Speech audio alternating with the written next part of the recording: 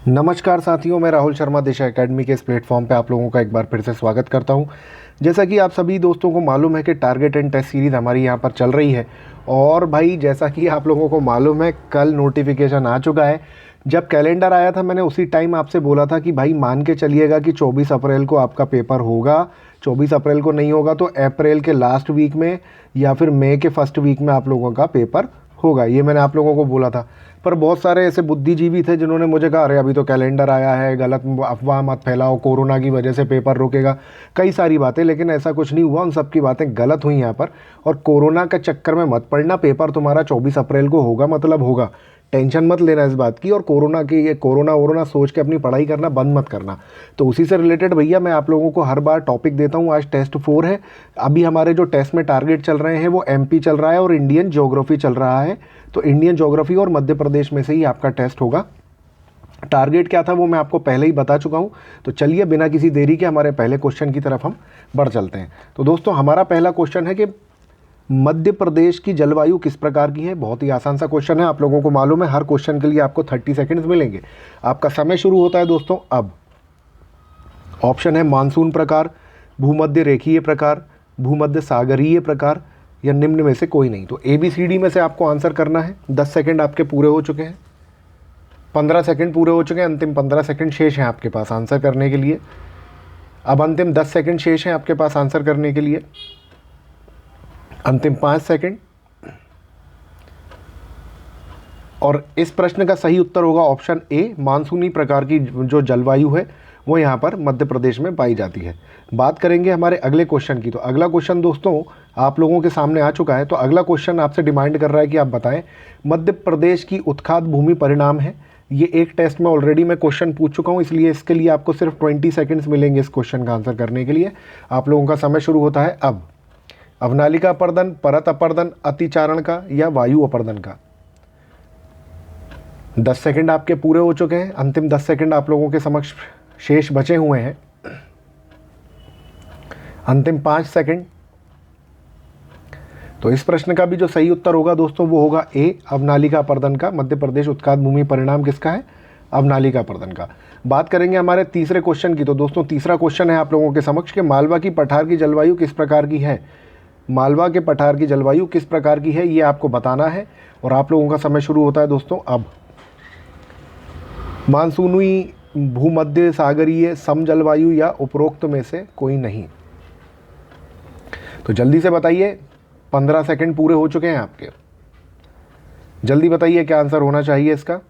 मालवा के पठार की जो जलवायु है इसे विश्व की सर्वश्रेष्ठ जलवायु का दर्जा दिया गया है फाहियान द्वारा। उन्होंने अपनी एक पुस्तक में लिखा था, किस पुस्तक में लिखा था वो पुस्तक का नाम कमेंट करके बताना है आप लोगों को। तो इस प्रश्न का सही उत्तर जो होगा वो होगी सम जलवायु, समशीतोष्ण जलवायु। मतलब गर्मी में ना ज़्यादा गर्मी, ठंड में ना ज़्यादा ठंड। ठीक है। बात करेंगे हम यहाँ पर अगले प्रश्न की। तो फोर्थ क्वेश्चन आप लोगों के समक्ष है कि मध्य प्रदेश में चंबल और नर्मदा घाटी में मिट्टी अपर्दन के क्या कारण है। बहुत ही आसान सा प्रश्न है, एक तरीके से इसे रिपीट क्वेश्चन ही बोल सकते हैं हम। 20 सेकंड मिलेंगे इस क्वेश्चन के लिए, तो जल्दी आंसर कीजिए।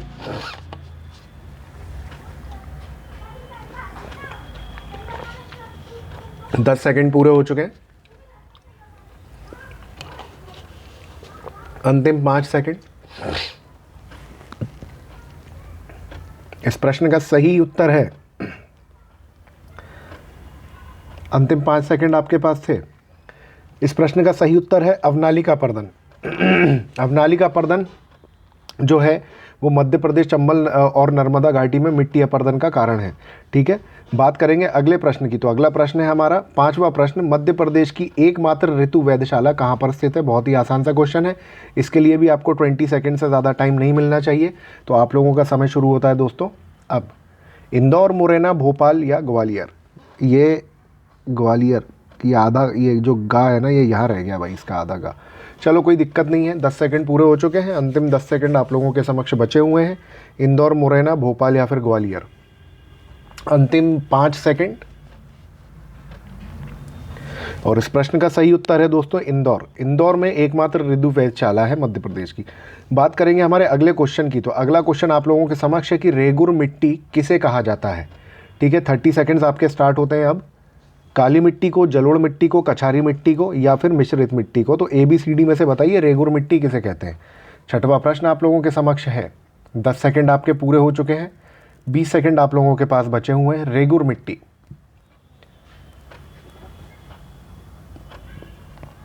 20 सेकंड पूरे हो चुके हैं, अंतिम 10 सेकंड शेष हैं आपके पास। अंतिम 5 सेकंड।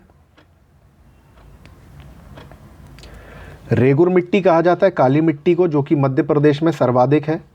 मध्य प्रदेश में सर्वाधिक काली मिट्टी है, ठीक है। अब बात करेंगे अगले क्वेश्चन की, हमारे अगले क्वेश्चन की बात करेंगे। मध्य प्रदेश का कौन सा जिला मिट्टी अपरदन के लिए सर्वाधिक प्रभावित है? तो मिट्टी अपरदन सबसे ज़्यादा कहाँ होता है? ABCD 4 ऑप्शन है आपके। समय शुरू होता है दोस्तों अब।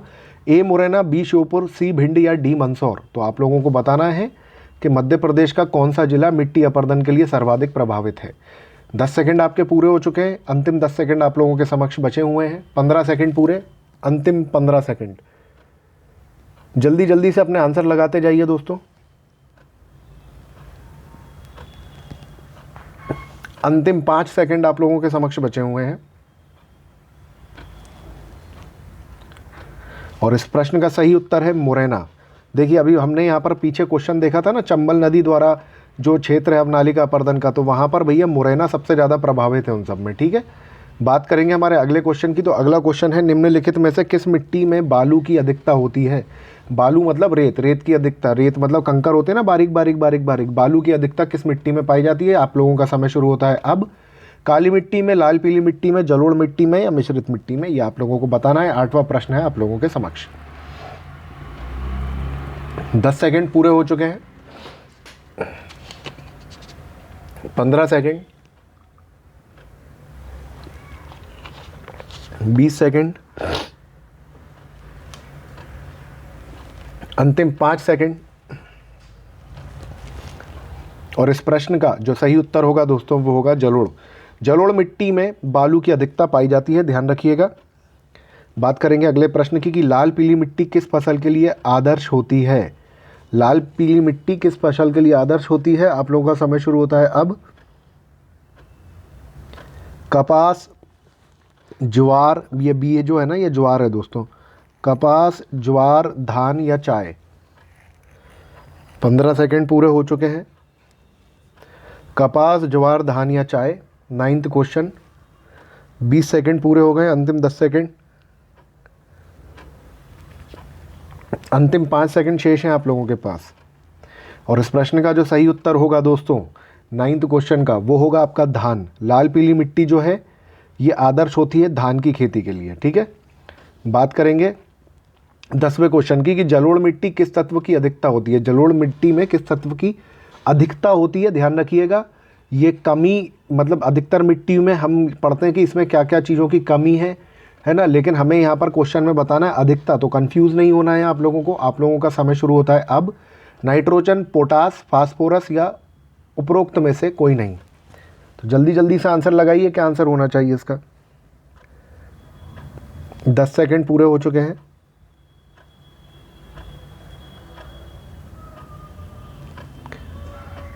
बीस सेकंड पूरे हो चुके हैं दोस्तों, अंतिम 10 सेकंड आप लोगों के समक्ष बचे हुए हैं। 10th क्वेश्चन, अंतिम 5 सेकंड,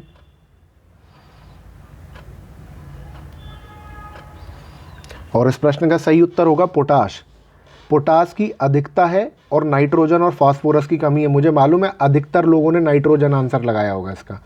बात करेंगे हम अगले क्वेश्चन की। तो अगला क्वेश्चन है 11वां, काली मिट्टी का निर्माण किस चट्टान से हुआ है? बहुत ही आसान सा क्वेश्चन, 20 सेकंड मिलेंगे इसके लिए बस। तो आप लोगों को इसका आंसर करना है। आप लोगों का समय शुरू होता है अब। A बेसाल्ट, B रूपांतरित, C अवसादी या D नीस? तो जल्दी से बताइए 11वें प्रश्न का आंसर क्या होगा। 10 सेकंड पूरे हो चुके हैं।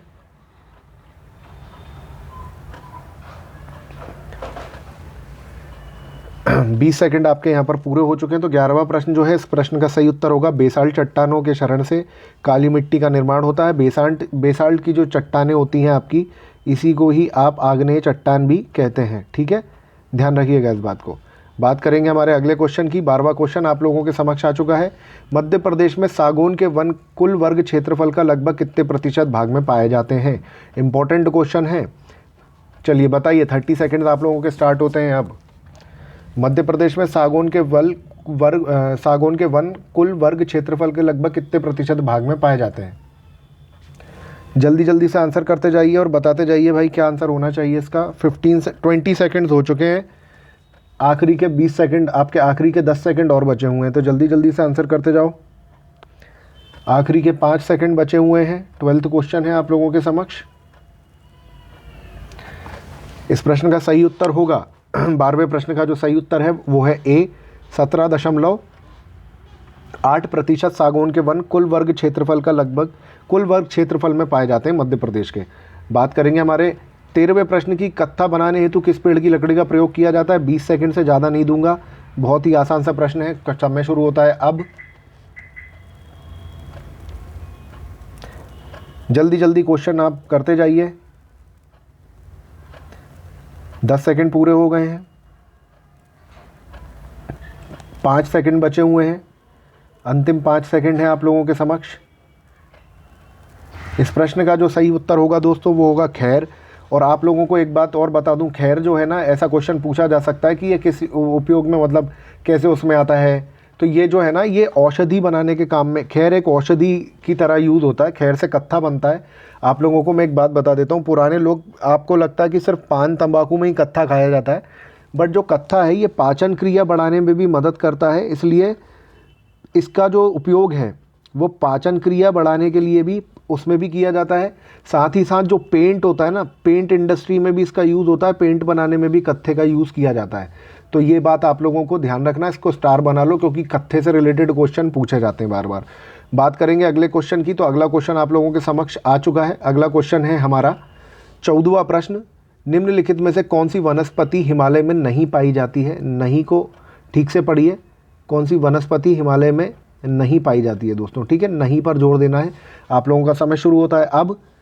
जूनिपर, महोगनी, सिल्वर या स्प्रूस, कौन सी वनस्पति है? कई लोगों ने तो नाम ही पहली बार पढ़ा होगा, इसलिए मैंने आप लोगों को, जो मैं टारगेट देता हूं तो मैं बोलता हूं चीज़ों को ध्यान से पढ़िए।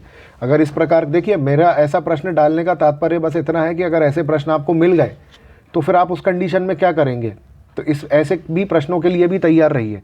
थोड़ा आउट ऑफ द कंटेक्स्ट प्रश्न जरूर है, लेकिन इसका आंसर महोगनी अधिकतर लोगों ने लगाया होगा, क्योंकि ये जो महोगनी का पेड़ है ना, ये बहुत जाना पहचाना सा सुना सा नाम है, लेकिन ये आंसर सही भी होगा आपका, ठीक है। तो वहाँ पर जब ऐसे क्वेश्चन मिलते हैं ना, तो आपका जो सिक्स्थ सेंस, जो आपको थोड़ा जाना पहचाना सा आंसर दिखता है ना, उसे लगा देना चाहिए बिना किसी देर किए, और अधिकतर वो आंसर सही भी निकलता है, ठीक है।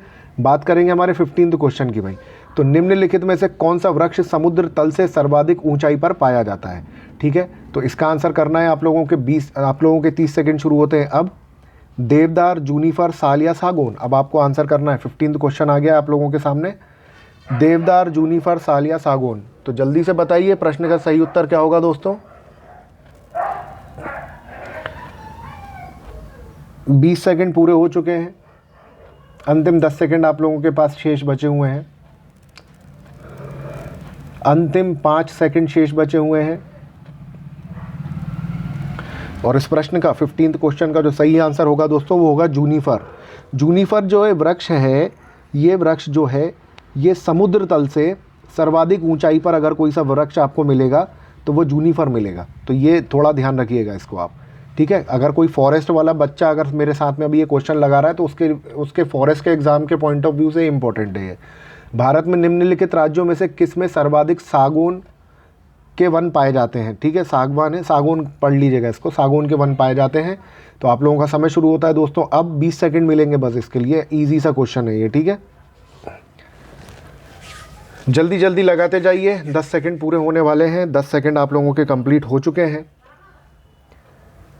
अंतिम 10 सेकंड, अंतिम 5 सेकंड और आपके बचे हैं। और इस प्रश्न का जो सही उत्तर होगा दोस्तों वो होगा ए। 16 का प्रश्न का सही उत्तर होगा मध्य प्रदेश।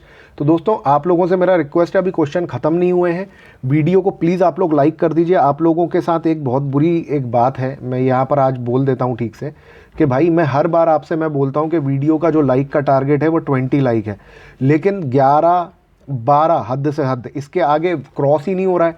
और वीडियो देखने वालों की जो संख्या है वो 70-80 चली जाती है।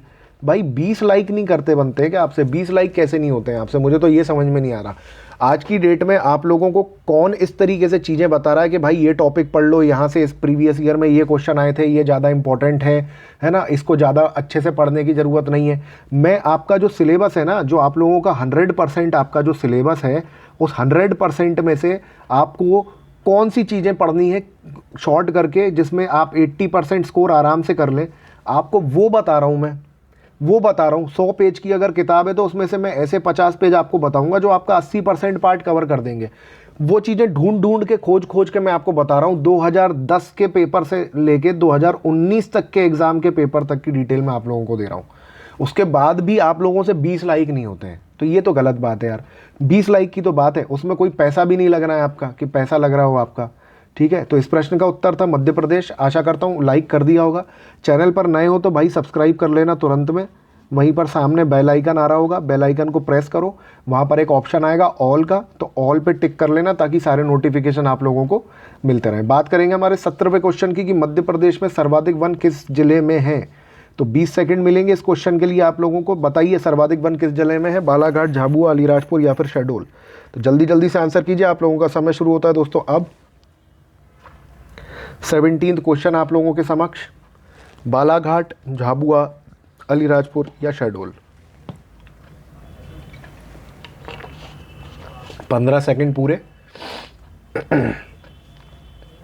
और इस प्रश्न का दोस्तों सही उत्तर होगा बालाघाट। बात करेंगे हमारे 18वें क्वेश्चन की। तो 18वां क्वेश्चन, भारत में सामाजिक वानिकी की शुरुआत कब से हुई। आसान प्रश्न है, 20 सेकंड मिलेंगे इस क्वेश्चन के लिए। आप लोगों का समय शुरू होता है दोस्तों अब। 20 सेकंड्स है। 1976, 1977, 1988, 1975। तो जल्दी से बताइए 18th क्वेश्चन का आंसर क्या होना चाहिए। बहुत ही आसान सा क्वेश्चन है। 15 सेकंड पूरे हो चुके हैं। सॉरी 10 सेकंड हुए थे, अब हुए 15 सेकंड पूरे। लास्ट 5 सेकंड्स बचे हुए हैं, तो जल्दी जल्दी से आंसर करते जाइए भाई। तो इस प्रश्न का जो सही आंसर होगा, भारत में सामाजिक वानिकी की शुरुआत 1976 से हो गई थी। बात करेंगे अगले प्रश्न की कि भारत की पहली वन नीति कब लागू हुई। 20 सेकंड मिलेंगे। ये भी बहुत ही आसान सा क्वेश्चन है, जल्दी से लगा दो। आप लोगों का समय शुरू होता है दोस्तों अब। 1950, 1952, 1960, 1988। तो जल्दी से बताइए कब होना, कब हुई है।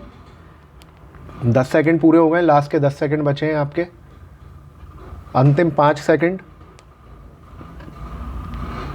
और इस प्रश्न का जो सही उत्तर है दोस्तों वो 1952 होगा। पहली वन नीति, पहली वन नीति कब आई। 1952 में पहली वन नीति आ गई थी।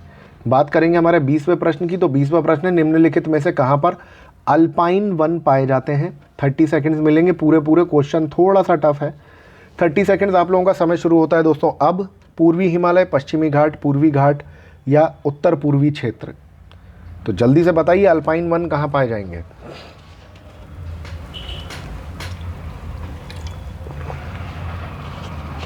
15 सेकंड पूरे हो चुके हैं।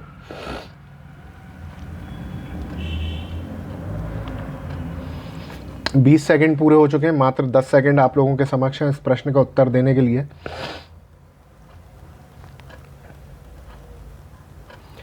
और इस प्रश्न का सही उत्तर होगा दोस्तों पूर्वी हिमालय में। तो पूर्वी हिमालय में अल्पाइन वन पाए जाते हैं। ठीक है दोस्तों, तो आज का बात करेंगे हमारे बोनस क्वेश्चन की। तो बोनस क्वेश्चन है, उष्णकटिबंधीय सदा हरित वन क्या होते हैं। ये आपका बोनस क्वेश्चन है। बोनस क्वेश्चन का आंसर आपको डिटेल में करना होता है 3 मार्कर के हिसाब से। जो भी इस प्रश्न का आंसर डिटेल में करेगा और तो उसका जो आंसर होगा, मतलब जो कमेंट आप करेंगे ना, उस कमेंट को स्क्रीनशॉट लिया जाएगा और जो हमारी नेक्स्ट वीडियो आएगी उस नेक्स्ट वीडियो में स्क्रीनशॉट पूरा का पूरा यहाँ पर आपका दिखाया जाएगा। साथ में आपका नाम भी यहाँ पर अनाउंस किया जाएगा। तो दोस्तों वीडियो अच्छी लगी है तो वीडियो को फटाफट लाइक कर दीजिए। इसे अपने स्टडी ग्रुप्स में शेयर कर लीजिए। अगर कोई स्टडी ग्रुप आप में नहीं जुड़े हैं आप, तो अपने मित्र जो आपके दोस्त हैं जो किसी भी प्रकार की तैयारी कर रहे हैं मध्य प्रदेश से रिलेटेड, चाहे वो पीईबी की एग्ज़ाम हो या फिर आपका एमपीपीएससी का एग्ज़ाम हो, तो उनसे इस वीडियो को शेयर ज़रूर कर दीजिएगा। चैनल पर नए हैं तो प्लीज़ दोस्तों चैनल को सब्सक्राइब ज़रूर कीजिएगा। टेलीग्राम चैनल पर डेली हम 30 से 50 जीएस के क्वेश्चन डालते हैं। साथ ही साथ करंट अफेयर्स के क्वेश्चन भी डेली वहाँ पर डाले जाते हैं। तो वहाँ पर आपकी जीएस की और करंट अफेयर्स की अच्छी तैयारी हो जाएगी। तो ये टेलीग्राम चैनल हमारा ज्वाइन करना बिल्कुल भी ना भूलें, लिंक डिस्क्रिप्शन बॉक्स में दे रखी है।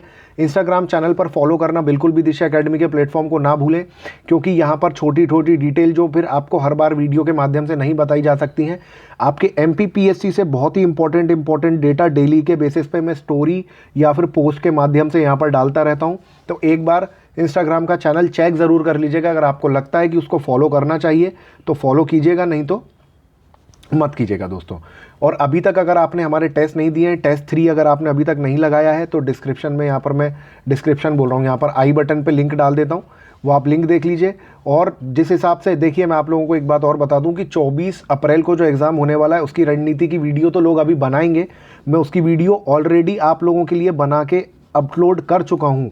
तो वो वीडियो अगर आप लोगों को नहीं मिली है तो ये हमारा ये जो वीडियो है ये जैसे ही ख़त्म होगा आपको यहाँ पर या कहीं भी स्क्रीन के एंड में वो वीडियो बन के आ जाएगी, तो आप उसको देख सकते हैं दोस्तों।